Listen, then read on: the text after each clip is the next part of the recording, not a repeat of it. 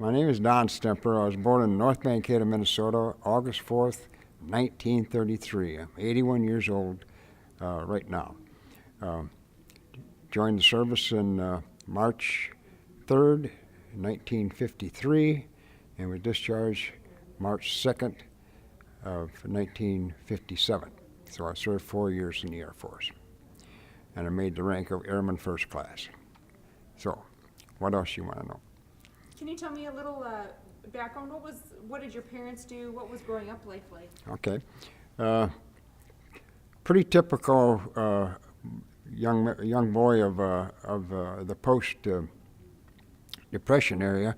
There was very little money for fun and games. Most everything that every family made had to go into supporting the household. I was no exception to that, and if I was raking leaves or shoveling snow or whatever may be, it wasn't my money, so I had to put that into the pot, especially being the oldest and my father having died when I was 5. So I was labeled the man of the family, which is quite a burden, believe me. Made it all the way through high school and started working in the printing trade in the Mankato Paper Box Company, which was printing the wrappers that went around gift boxes and that type of stuff for various merchants such as Herberger's and all kinds of different merchants and candy boxes and that type of things. My mother and father were both in the printing trade, so I sort of got it in the blood as far as ink is concerned, and was lucky enough to pretty much do that kind of work all through my whole lifetime. And I retired here about 15 years back and came back when my mother was still alive, and wanted to spend the last few days with her. And having traveled pretty extensively in the world like that, I find that the Mankato area and southern Minnesota area is one of the best kept secrets for retiring that there is. So I've just stayed here in my hometown. Well, actually across the river from my hometown, because North Mankato is a different city. And I've been here ever since and been very active in Veterans Affairs ever since then. And particularly with the Korean War veterans, which I'm one, because even though I didn't serve over there, I admire every single one of those that did serve over there, because I've heard stories from them and others that was pretty nasty, and I admire every one of them, and especially the ones that wear the combat infantryman's badge. I hold them in very, very high esteem, and I'm very honored to be able to sit at the same table with them and eat lunch during our meetings. But I have learned that they won't toot their horn. They won't say much. So it's kind of been my subtle way. In a subtle way, I try to toot it for them. And that's probably the main reason I'm here today, is because I think that they need to be held on a pedestal a lot more than they have been, especially by the American public. The Korean Americans that live here in this country, there's a community, a small community here in Mankato, and a very much larger one in the Twin Cities. They can't do enough for these guys, and I just feel like a hanger-on, and I try to encourage them to go and get the pats on the backs that they really deserve at picnics and stuff like that. So, like I say, I'm very honored to be part of them. Next question. So can you tell me more about when you enlisted? Why did you choose to enlist? Well, the Korean War was hot and heavy then, in 1953, and I didn't really want to be a ground pounder, which means I didn't want to be in the Army, and I didn't want to be a Marine, and I did want to be in a place where I could dig a hole to get out of the way of the bullets. So that took the Navy out of the question, because you can't dig a hole in a steel deck. So I joined the Air Force, because at least beside the concrete runways, there's dirt to dig a hole in. And that was basically the motive behind that, even though I would have had to go in for 4 years instead of the 2 years if I was drafted. I just didn't have the guts to do what these guys were going to have to do. And so I did, and when you enlist in the service in the Air Force and the Army and stuff like that, they ask, they give you a questionnaire, and they ask you about, you know, your personal life, get a little bit of a biography, and I put down my interest in photography and printing and so forth. And I was really interested and did a lot of playing around with infrared photography, which is used in aerial photography, which is also used in map making. So I went to Lackland Air Force Base after I was sworn in, and I did my basic training. And then for some reason they stuck me in what they call a casual squadron. Casual squadron is a place where they put you when they don't know what to do with you. And I found out later from my brother, who was back in Minnesota, that while I was in there were FBI agents all over Mankato asking about me. And also found out that they do that to some degree for every enlisted person, or even some of the draftees. But I was being cleared for secret stuff, and a lot of the map making is that, and a lot of the equipment that is used in map making is secret. And so that was going on while I was in this casual company, and so I had nothing to do there except stand guard over garbage cans and that kind of stuff, which is kind of a non-plus or no fun, and it's really boring. So I found out that I could work and make a few extra pennies by being a librarian. So I took a part-time job at one of the branch libraries at Lackland Air Force Base while I was waiting, and I stayed there for about 2 months doing that, which was fine because nobody used the libraries, and I could sit and read to my heart's content, which I love to do. And finally, orders were cut, and I was sent to Fort Belvoir, Virginia, and there's at Fort Belvoir, Virginia, is the Army Engineer School. This is where they teach engineers bridge building and surveying and heavy equipment operation and all that manner of stuff that it goes into road building and building bases and so forth. And also there is the Department of Topo, and Department of Topo is charged with map making and, you know, the surveying and the map making, and I was assigned to that to go to the offset printing school. And I went to the school and graduated number one of that. That was an 18-week school, and I graduated from that, and they asked if I would consider staying as an instructor, and I told them yes. And I was in the Air Force, only airman on the base, and so they inquired for the Air Force if I would be available, and the Air Force granted that thing, and then they sent me to charm school to learn how to teach. And I went through that, and then I started teaching, and it's the best job I've ever had in my life, I think, because number one, I was an Air Force guy in an Army base. I had a Class A Air Force pass, which means I could come and go as I wanted. I had my own car on base, and I only had to be on duty on the days I actually had a class to teach. So if they'd have promised me 20 years of that, I would have done it in a heartbeat, but they couldn't promise that.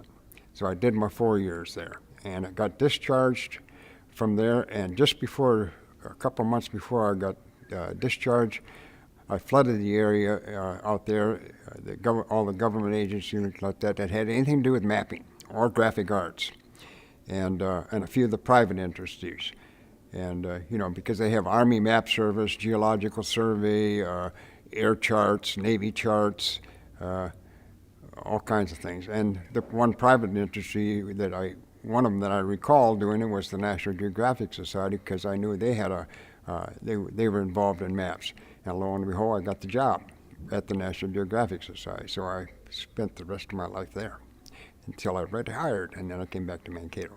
That's my life story. What was the date that you enlisted, and where did you go do your training at? Actually, I don't know the date that I actually enlisted, because I enlisted here in Mankato, and then a couple of weeks later I was sent to Fort Snelling to be sworn in, and that's the time that that my time actually started, is the day of the swearing. So that would be 3 March 1953. And so 2 weeks before that is when I actually enlisted, that I would say. What was the other part of the question? And where did you do your training? Lackland Air Force Base in San Antonio, Texas. That's sorry, go ahead. okay. That's one of the nice things about the Air Force, is the only time you ever had to carry a weapon was when you were on the range down there. You didn't learn all that right shoulder arms and all that stuff. We didn't have to do that, but we had to march pretty. This is a map of topo maps of the state of Minnesota right here, or a book of it, an atlas. And this is the typical type of thing you might see on a map. This is kind of awkward to hold, but this is a much more populated area. This is part of the Mississippi area going down in the southern part of Minnesota. This is the kind of maps that are actually used in combat. This kind of scale is actually used in combat. And the reason why they use them is because they've got a lot of detail in a small space. They've got the terrain is there, the hydrology is there, the wooded areas are there, the populated areas are there, the roads are there with different classifications, the railroads are there, a lot of information in a small space. And these are used in combat by our troops, and oftentimes they're used in conjunction with what's called an overlay, which would be printed separate and laid over the top of a base map with positions of enemy positions on it, and where we are and where they are, and areas to avoid, and so forth and so on. And this is the kind of map that we produced, or I taught how to be produced in the Air Force for the Army. Accuracy is everything in this thing, not only in the drawing of it, but in the reproduction of it. Accuracy is everything.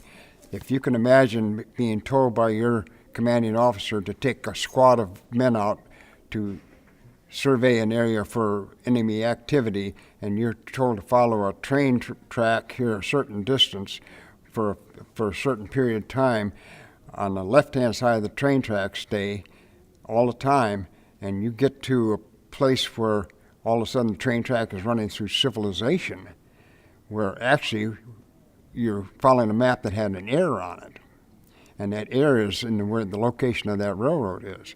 So you're being told by your superiors to follow a railroad track that isn't even there. The railroad track may be south of there, and therefore would go right into the town instead of around the town. So that's why accuracy is so important. And where I taught, we had to stress that, because you can get lazy. And I don't know if you've ever heard of a MASH unit. Do you know what a MASH unit? Have you ever seen this TV show? Okay, the first word in the first letter in that means mobile. Well, we had mobile topo units too. They were all in trucks. Cameras were put inside of trucks. Printing presses were put inside of trucks. Plate making equipment put inside of trucks. Survey equipment, drafting equipment, and trucks full of paper and ink and all that kind of stuff. Just like a caravan moving from place to place just behind the lines, because that's where the information was coming from. And that's where the product was needed, is at the lines. The product being the maps. So we had to make sure that our guys didn't fall asleep on the job. The ones that we were training knew that it was important that they not fall asleep on the job, be diligent about what they do, because other people's lives were depending upon it. And also, you had to be very careful. The draftsman had to be very careful to get things accurate too, because just by putting a river on the wrong side of a town or something like that could mess things up, or making the elevations incorrect like that could mess up the artillery. If they don't know how high a particular hill is, by being able to count in the contour lines, which is on these maps, they might shoot into the hill instead of over the hill. So this is the kind of things we had to stress, even though we were getting our hands dirty with ink. I can't think of anything else, but I can say to tell you that, even though we didn't get in the shoot 'em up bang bang part of it, we had an important part of making it happen. And I'm proud to be that, proud to have been able to teach these young men, and at that time it was mostly all young men, to do this. And we would actually take these mobile units out into the field, into some very nasty places, and produce maps. Very good maps, I might say. What is like the process of making a map? Well, first thing you got to have is an airplane. And you fly over and you take photographs. And you actually, as that plane is flying over in a straight line, and this is important that they fly as straight as possible line as they can at a certain altitude, so that you have some knowns that you can measure from. And they take two sets of photographs, one from the right-hand side of the aircraft and one from the left-hand side of the aircraft. And they come back and all of them are processed. And they get a strip of film, and these strips of film are then fed through what, I forget what they call that, stereopticon or something like that. No, that's stereopticon is the old-fashioned one where you could take and look 3D. But they're a stereo projector, and they slide these things through two at a time and project down to a drafting table. And on that drafting table, they have an instrument with a round white disc on it, and it's got a point in the center, and ball bearings and feet, and they move this around, and they have blue-red glasses on, and they move this around and draw the contour lines around the hills and the mountains and so forth like that. And at the same time, there's a stylus in the bottom that's plotting those points as they go along, so that they can get the contour lines. So they can actually get the elevations of these hills off of flat photographs, coming stereo. Then that's all drafted, and the name places are put in place, the foliage is put in place on different pieces of paper, or in some cases plastic, because it's much more stable, and as far as dimension is concerned, it doesn't shrink and change as much as paper does. And most of these topo maps are printed with 5 colors. And one being a gray-brown, which is for the contour lines, the other is for the blue is for the hydrology, green for foliage, and red for mostly man-made objects such as roads, and black. And sometimes there's some yellow used in it, but not very often. And each one of these colors have to be printed on a different pass through the paper, through a different paper. So the items that the draftsmen produce are put into cameras, copy cameras. Now, this is not a camera like you are used to seeing unless you've ever seen a copy camera. Have you ever seen a copy camera? They're big. And they're big, and they're mounted inside of a truck. And I have an old magazine here which shows what a copy camera looks like. Now, this is a copy camera in the National Geographic Society. This magazine is a European magazine that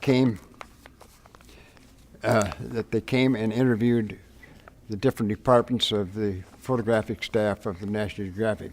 And this right here in this room is a camera.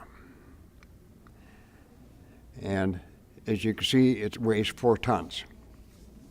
And in this area that I'm standing in front of in this particular shot is the copy camera. You put your drawing in here, and it comes down, and the light goes through it, back through the lens, which is way back here in the bellows, and into the room where the film is.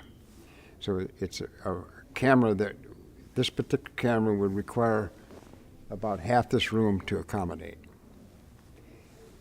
So each of those different colors are photographed, and then each of those photographs are turned into what's called a flat. And a flat is where they take the negative and mount it on pieces of paper that are light, actually they're orange colored. It's called ruby lith, actually is called it, and I don't know why, because it's actually orange. And it's mounted on that, and the area that you want to have plated is cut out of that paper, and it's put on the plate, a light sensitive plate, and exposed to high intensity arc lights. And in the area that is clear, which has the image is clear, that turns hardened, and when the exposure of that is over, you have to process that plate by rubbing a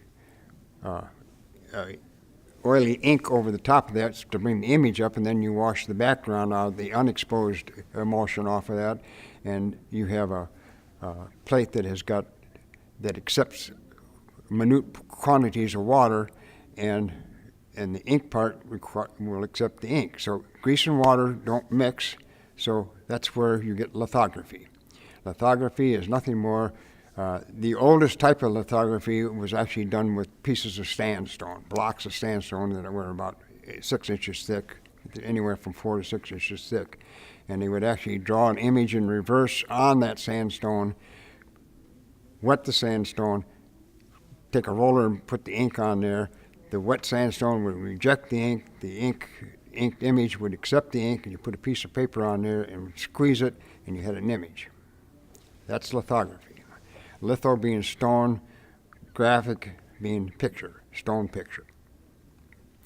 And they have it now that they can do this with plates, metal plates, with an image on it, like I just described a little while ago. And that can be wrapped around the cylinder of a printing press, and the paper run between the cylinder and a blanket, a rubber blanket, and an image is transferred. Water is automatically put on by dampening rollers, and ink is automatically put on by ink rollers. And where the water hits, the ink don't stick. Where the ink sticks, water don't stick. And you can transfer that and make lots and lots of copies that way. In order to make a map like this, you have to pass it through 5 different printing presses with 5 different color ink. Either that, or you have one printing press and you have to change the ink colors between each one of them. Basically, that is the whole process. Then it goes into a area where all the extraneous edges were cut off like that. And when I say edges, because we print on a little bit bigger paper, because we have some outside images that print in the margin that we trim off that tell us whether or not we have the proper mix of water ink. Tell you whether the blanket, the rubber part of the cylinder is tight enough and like that. But they're control substances, control things. Plus, on the very edge of the sheet of the paper, once the printer has got it exactly where he wants it, he will scribe what's called a register tick right on the edge of the paper after he matches the images up there, and that is printed. So he can sit and watch the edge of that piece of paper and tell you when an error is happening. And if that error happens, if it gets a little bit out of place like that and puts the river on the wrong side of the road, or the railroad on the wrong side of the town like that, he can pull that sheet. And that's basically the process. Try to make it just as simple as possible. What do you think of the legacy of the Korean War and the Korean War veterans? When I first got out of the service, and even when I was doing what I was doing, I didn't think much of what I was doing. I didn't think I was making much of a contribution, but I later found out when I hung around some of my fellow Korean veterans, I found out that I made a contribution. I hope the guys that I helped teach stayed alert, stayed true to the product, and made sure that they didn't do any damage. That's something that's always haunted me: is did I do a good enough job? And did I actually get somebody hurt because of somebody? There are no bad students. There's only bad teachers. And it was my responsibility to make sure that they knew how important what they're doing was to the fellows. As far as the legacy of that, I think had it not been for what our guys did in Korea, if they had been allowed to finish the job without the politicians putting their 2 cents in there, we would never have had a Vietnam.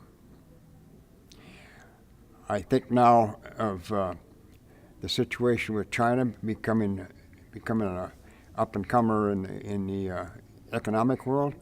I think now that one of the reasons why China hasn't rattled its sword for a long, long time is they know doggone good and well we can beat the crap out of them, because we've done it before. We did it before when they were being aided by the North Koreans.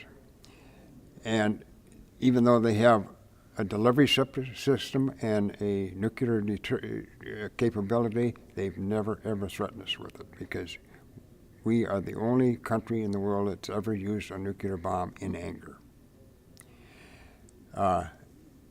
I don't think they will do it, because they know doggone well you don't fool with the Americans. And they know that we are capable.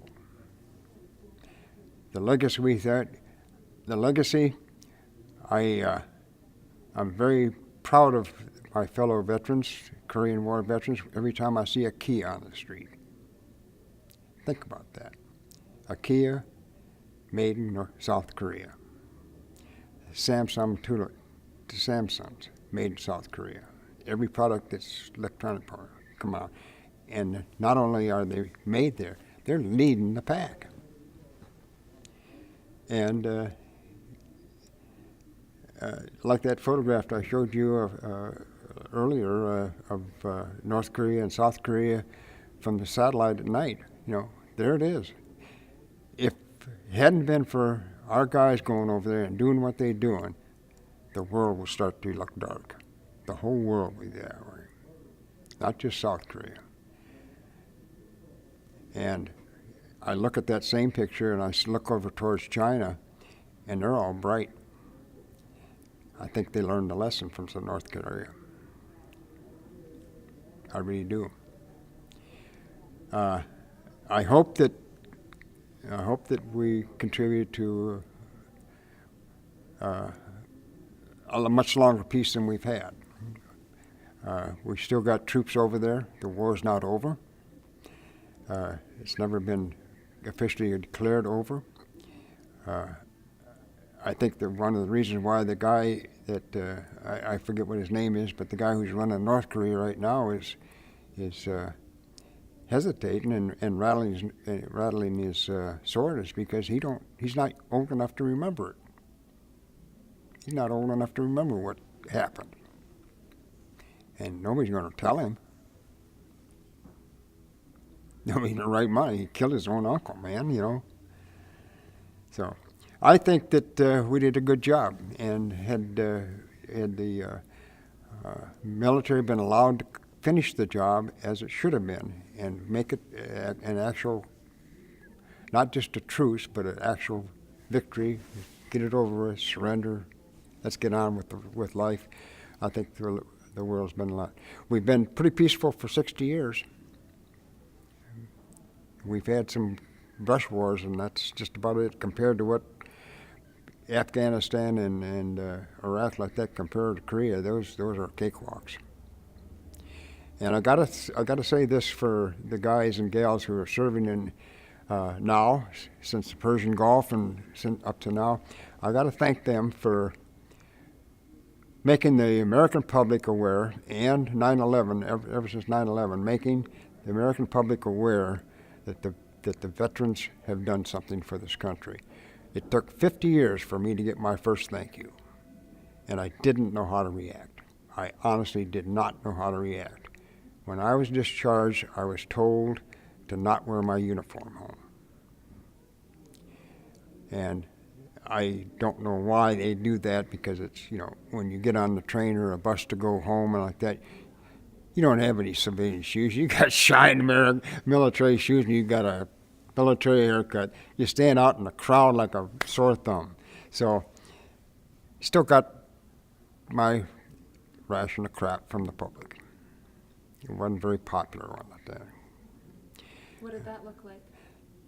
Didn't like it, but it looked like, you know, the Americans didn't appreciate what we did for them. The Koreans appreciated it, and I have never seen anything like it in my life. Some of the group that I've Frozen Chosen here, we go up to a picnic every summer up in New Brighton, and those people are it's put on by a Korean family. One family does this for over 500 people, veterans, and it's a 3 or 4 hour long picnic with entertainment and everything else, and they do it all, and the people they just can't thank us enough. Americans, who cares? He's a veteran, and that's sad, and it's really sad. This has happened to me personally. It's really sad when your fellow veterans do the same thing to you. They just kind of ignore the fact that Korean conflict even happened. I'll give you an example.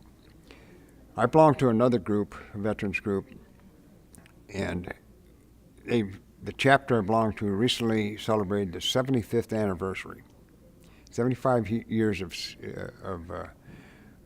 existence, and I went to that. And during the ceremony there, they had a cake cutting thing, and the master of ceremony wanted the oldest veteran and the youngest veteran, to cut the cake and give the youngest veteran thing. So the master of ceremony says, "Are any World War II veterans here?" Got no response. "Are there any Vietnam veterans here?" Got a response. And that person cut the cake, and there I stood. Skipped over completely. Completely forgot it. Ignored it. That hurt. It shouldn't have been. Not from a veteran. It just aggravates me sometimes. It's not so much for me, but these other guys that sacrificed a hell of a lot more than I did. I'm going to repeat myself. I can't tell you how honored I am to be able to sit at the same table with them.